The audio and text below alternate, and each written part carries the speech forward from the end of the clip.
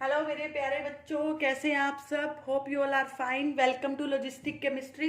तो राजे, हमने लास्ट चैप्टर में लास्ट लेक्चर में improvement in food resources start किया था, जिसमें हमने बेसिक्स जो थे चैप्टर के वो हमने पढ़ लिए थे। तो नेक्स्ट टॉपिक मैंने आपको कहा था कि नेक्स्ट लेक्चर में हम पढ़ेंगे कि क्रॉप की ईल्ड को उसकी प्रोडक्शन में हम कैसे इम्प्रूवमेंट कर सकते हैं कि ताकि उसकी जो प्रोडक्शन है वो हमें ज़्यादा मिल सके, है ना। तो हमने अप्रोचेस करने थे विच एनहेंस द क्रॉप ईल्ड, जो क्रॉप की ईल्ड को, जो क्रॉप की प्रोडक्शन को बढ़ाएंगे, वो हमने ऐसे जो मेथड्स थे वो पढ़ने थे। ठीक है, लेट्स स्टार्ट। तो लेट्स स्टार्ट। क्या क्या अप्रोचेज हैं, देखो हम क्या कर सकते हैं। पहला, क्रॉप की वैरायटी में इंप्रूव कर सकते हैं, मतलब उसके सीड्स में इंप्रूवमेंट कर सकते हैं ताकि जो उसकी प्रोडक्शन है वो ज्यादा हो सके। ठीक है। सेकंड, हमने पहले सीड्स में इंप्रूवमेंट कर ली, उसके बाद हमने उनको उगा दिया, तो जब वो ग्रो कर रहे हैं तो हम उसकी प्रोडक्शन में इंप्रूवमेंट कर सकते हैं कि हम टेक्निक्स डिफरेंट यूज कर सकते हैं कि जो वो ज्यादा प्रोड्यूस हो। थर्ड, जब वो उग रहे हैं तो उनको डिसीजेज वगैरह ना हो, है ना। जो टेम्परेचर, अगर हाई टेम्परेचर है, लो टेम्परेचर है, तो वो सब चीज़ों को, उससे हम इनको बचा सकते हैं, मतलब उनको प्रोटेक्ट कर सकते हैं ताकि उसकी ईल्ड ज़्यादा हो। तो कौन कौन से ऐसे तरीके हैं। सबसे पहले उसकी क्रॉप की वैरायटी में इंप्रूवमेंट लाकर, सेकंड उसकी प्रोडक्शन में इंप्रूवमेंट लाकर, थर्ड उसको प्रोटेक्ट कर कर, है ना। तो उससे हमें क्या मिलेगी, क्रॉप की हाई ईल्ड मिलेगी। तो देखो, हम सबसे पहले अब इन तीनों को हम वन बाय वन पढ़ेंगे कि क्रॉप की वैरायटी में इंप्रूवमेंट हम कैसे ला सकते हैं। सेकंड, फिर हम पढ़ेंगे उसकी प्रोडक्शन में इंप्रूवमेंट हम कैसे ला सकते हैं। देन हम पढ़ेंगे कि उसको प्रोटेक्ट कैसे कर सकते हैं। ठीक है। तो सबसे पहले जो फैक्टर्स हैं जिससे वैरायटी इंप्रूव हो सकती है वो क्या है। सबसे पहला मेथड है इसमें गुड एंड हेल्दी सीड्स। हम पहले से ही अच्छे सीड्स लें जो क्या करें, क्रॉप की ईल्ड को बढ़ाएं। अच्छे सीड्स होंगे तो वो क्या करेंगे, क्रॉप की ईल्ड को बढ़ाएंगे, ज्यादा प्रोड्यूस करेंगे क्रॉप को। ठीक है। सेकंड मेथड है राजे हाइब्रिडाइजेशन टेक्नोलॉजी। बहुत क्वेश्चन आता है इस पे, मोस्ट इंपॉर्टेंट टेक्नोलॉजी है हाइब्रिडाइजेशन टेक्नोलॉजी। इसमें हम क्या करते हैं राजे, मैं तुम्हें एग्जांपल देके समझाती हूँ। देखो इधर मैंने क्या किया, मान लो मैंने वीट ले लिया, वीट ले लिया मैंने। तो मैंने क्या किया, एक तो मैंने, देखो मैंने क्या किया, वीट ले लिया। ठीक है। मैंने एक क्रॉप ले ली वीट की, जो क्या देती थी मुझे, हाई ईल्ड देती थी। ठीक है, जो ज्यादा प्रोड्यूस करती थी वीट को। दूसरी मैंने क्रॉप ली जिसकी लो ईल्ड थी। तो आप कौन सी चूज करोगे, wheat, of course crop one वाली। क्यों, वो हाई ईल्ड दे रही है हमें। बट उसकी एक प्रॉब्लम है, वो लो रेजिस्टेंस है टू डिसीज। वो रेजिस्टेंस का मतलब होता है रोकना। ठीक है। वो डिसीज से लो रेजिस्टेंस है, मतलब कि उनमें डिसीजेस ज्यादा होती हैं। डिसीज मतलब बीमारी। ठीक है। तो बीमारियां जो है उनको ज्यादा लगती हैं। हाई इल्डी जरूर प्रोड्यूस करती हैं पर बीमारियां ज्यादा लगती हैं। बीमारियों को रोकने की क्षमता कम है, आप ये कह सकते हो। लो रेजिस्टेंस टू डिसीज, बीमारियों को रोकने की क्षमता कम है उनमें। ये जो मैंने लो ईल्ड वाली क्रॉप ली है, इनमें हाई रेजिस्टेंस है। HR का मतलब हाई रेजिस्टेंस। वो क्या कर सकते हैं, बीमारियों को ज्यादा रोक सकती हैं। तो आप कहोगे मैम ये क्या, ये इससे हमें हाई ईल्ड मिल रही है लेकिन ये बीमारियां उनको ज्यादा होती हैं, पर इससे हमें लो ईल्ड मिल रही है लेकिन ये हाई रेजिस्टेंस है, ये बीमारियों को ज्यादा रोकती है। तो हम क्या करें, हम कौन सी क्रॉप चूज करें।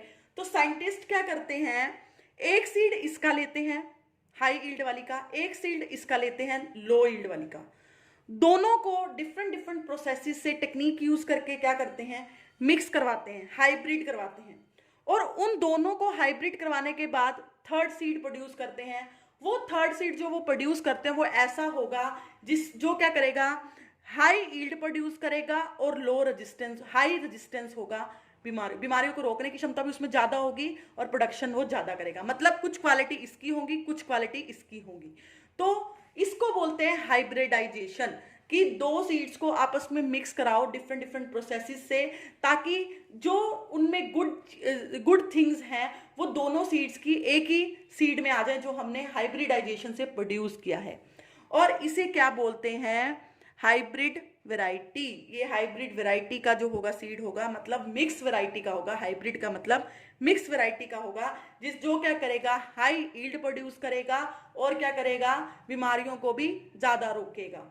और अगर बीमारियां ज़्यादा नहीं लगेंगी उसको, है ना, बीमारियों को रोकने की क्षमता होगी उनमें, और हाई यील्ड प्रोड्यूस करेगा तो हमें बेनिफिट होगा। ठीक है ना। तो ये होता है हाइब्रिडाइजेशन। होप आपको समझ आ गया होगा कि क्रॉस ब्रीड करनी है हमने दो डिफरेंट टाइप की क्रॉप को, ताकि जो न्यू वैरायटी की क्रॉप प्रोड्यूस हो उसमें क्या हो, दोनों की गुड क्वालिटीज हो।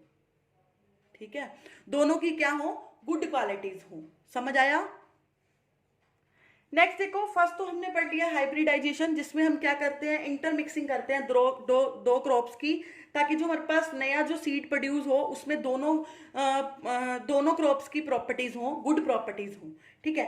सेकंड है जेनेटिक इंप्रूवमेंट। जेनेटिक इंप्रूवमेंट क्या है राजे, जेनेटिक मतलब जीन्स से रिलेटेड है। तो जीन क्या करता है, डिसाइड करता है प्रॉपर्टीज को। लाइक अगर मैं कहती हूँ कि मैं लंबी हूँ, तो दैट मीन्स मेरे जीन्स ऐसे थे जिसने मुझे लंबा बनाया, है ना। कुछ लोग काले होते हैं तो उनके जीन्स ऐसे होते हैं जिन उनको काला बनाया होता है ना।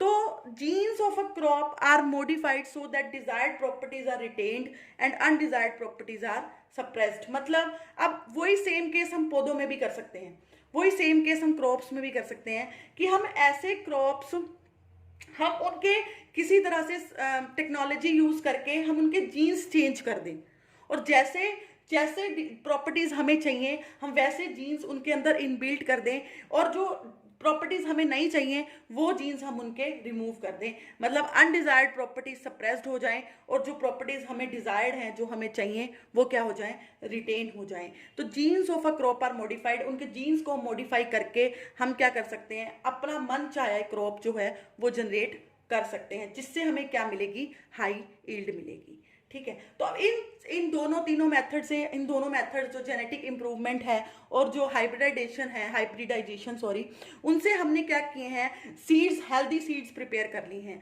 अब वो हेल्दी सीड्स की प्रॉपर्टीज क्या होगी, सबसे पहले वो हाई यील्ड प्रोड्यूस करेंगे। ठीक है। इंप्रूव क्वालिटी के होंगे, मतलब उनमें जो न्यूट्रिएंट्स होंगे वो हमें ज्यादा मिलेंगे।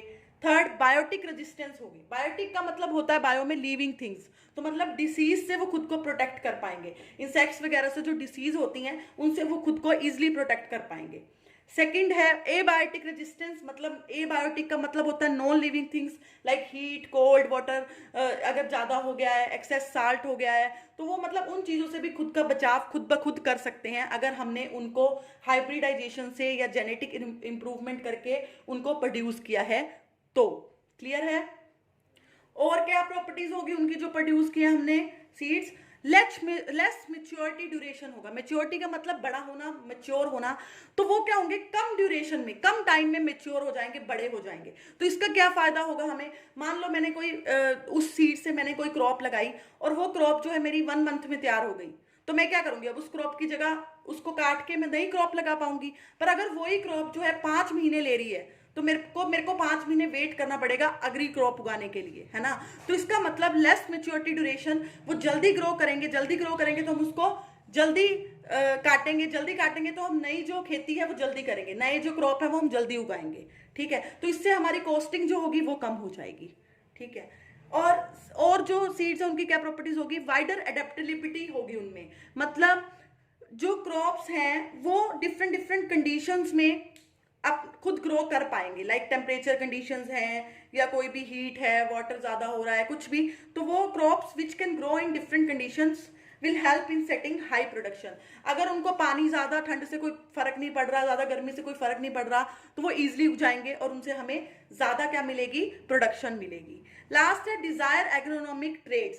Crops which contain desired agronomic trait, मतलब height, branching, leaves, sets high production. अब देखो डिजायर्ड एग्रोनॉमिक ट्रेट का क्या मतलब है। डिजायर्ड एग्रोनॉमिक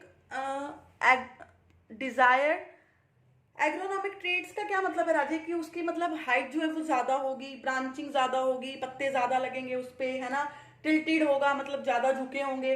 तो उस केस में क्या होगा, वो मिट्टी से कम न्यूट्रिएंट्स लेंगे, कम पानी लेंगे और जल्दी ग्रो करेंगे, तो प्रोडक्शन क्या होगी, ज्यादा होगी। मेनली जो फोडर क्रॉप्स होती हैं उनमें ये चीजें होती हैं, जो फोडर क्रॉप्स मैंने बताई थी जो एनिमल्स खाते हैं, तो उनमें ये डिजायर एग्रोनॉमिक ट्रेट्स होते हैं। मतलब क्रॉप्स जो क्या होंगे उनमें डिजायर एग्रोनॉमिक ट्रेट्स होंगे।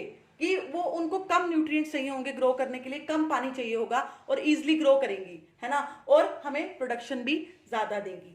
होप आपको ये लेक्चर समझ आ गया होगा। तो यहाँ तक आप अच्छे से कर लीजिएगा। मिलेंगे नेक्स्ट लेक्चर में इसी चैप्टर के साथ। तब तक आप मेरी वीडियोस को शेयर करो, लाइक करो, सब्सक्राइब करो मेरा channel. See you in next lecture. Thank you for watching.